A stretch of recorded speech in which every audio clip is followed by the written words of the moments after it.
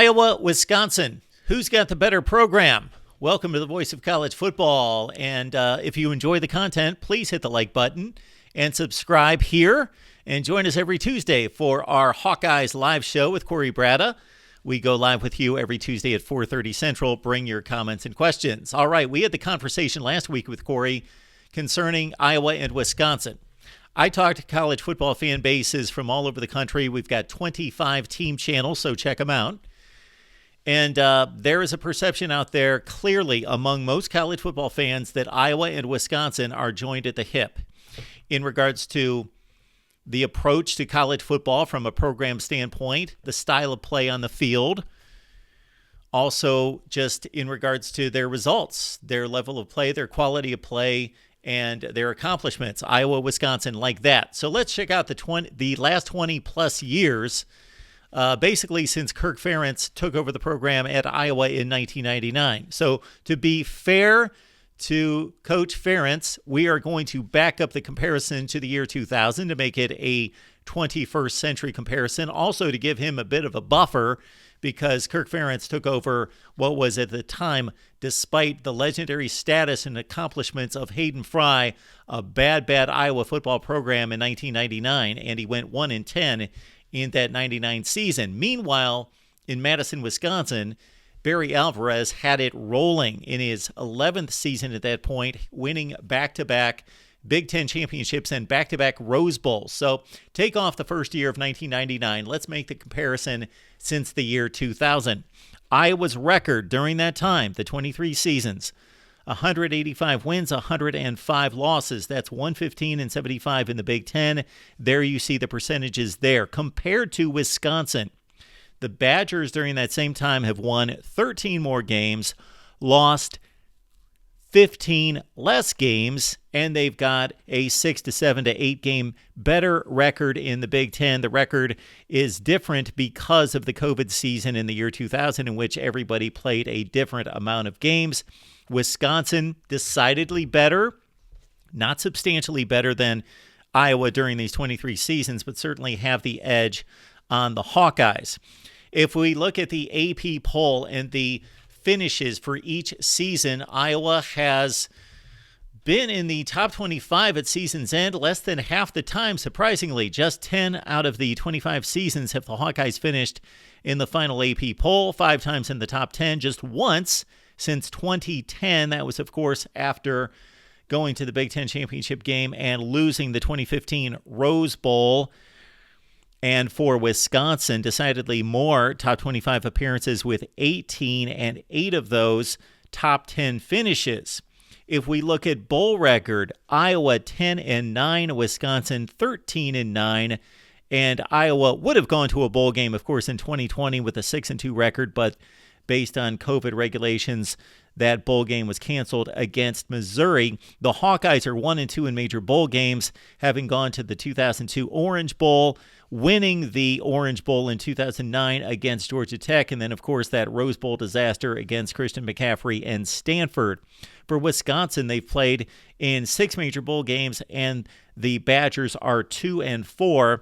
They had a run of 3 consecutive Rose Bowl losses under Brett Bielema in 2010, 11, and 12.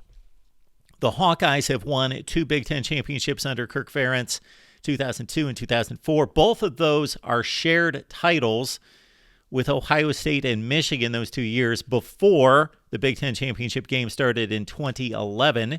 And the Hawkeyes have appeared in 2 of those conference title games, losing in 2015 and, of course, 2 seasons ago to Michigan.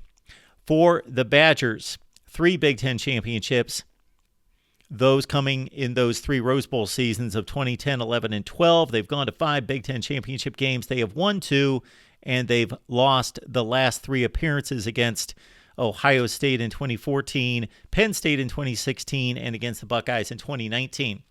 Then we look at these 2 teams playing the best teams in college football.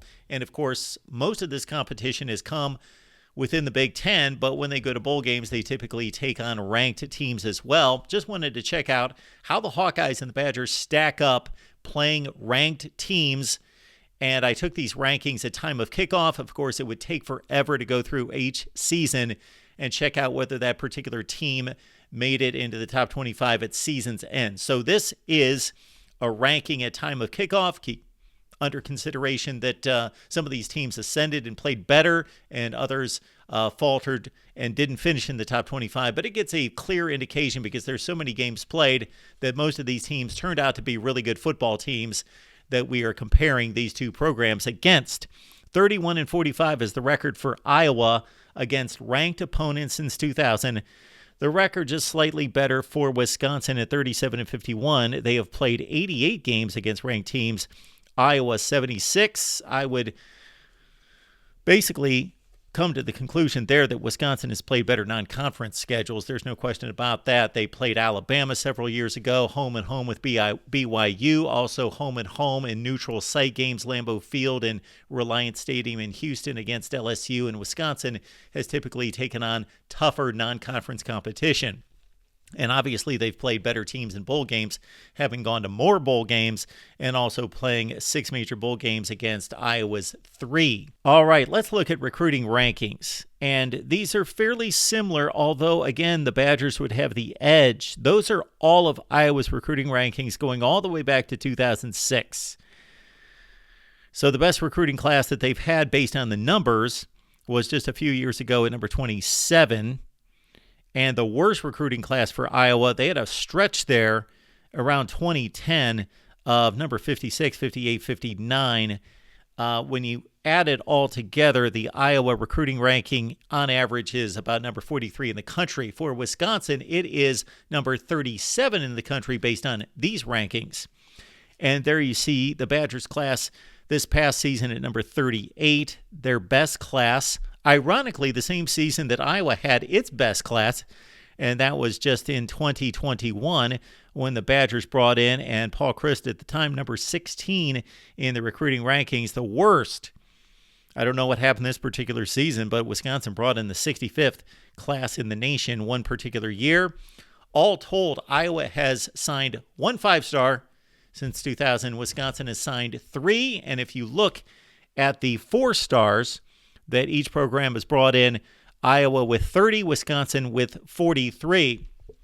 On to the NFL draft, and both of these schools have figured in prominently, and we have this discussion many times, and it's a fine discussion piece that Iowa currently ranks based on 2022 NFL rosters with the 6th most NFL players right now, and that's pretty impressive. But if you look over the last 23 seasons in NFL drafts, you see that Wisconsin's got the edge with 90 to 80 in overall draft selections, and the most first-rounders between Wisconsin and Iowa at 15 to 11. And then you may say, well, Mark, what about the comparison on the field? What happens when they actually meet on the field in Madison and Iowa City? Well, it's been a fairly close series back and forth since the year 2000, as you might expect. Badgers with a slim lead at 12 games to 9. That's our Hawkeyes-Badgers breakdown since the year 2000. Wisconsin with a decided advantage, not an enormous advantage in any category, but if you look at every category, win-loss record against ranked teams, win-loss record overall, Big Ten record, championships, top 25, top 10 appearances, bowl record, everything. And on the field, 12-9, Wisconsin. Wisconsin has been the better football program, and it's not debatable, not by a long margin, but not debatable since the year 2000. How does it project ahead? Of course, Kirk Ferentz and Iowa, if he remains the head coach, then you got to think that Iowa's going to be a similar program to what they've been, winning 60% of their games. Wisconsin's has the opportunity, of course, with Luke Fickell in play as a first-year head coach to take off. But this is his first exposure in the Power 5. Your thoughts below on Iowa and Wisconsin and everything Hawkeyes right here at the Voice of College Football.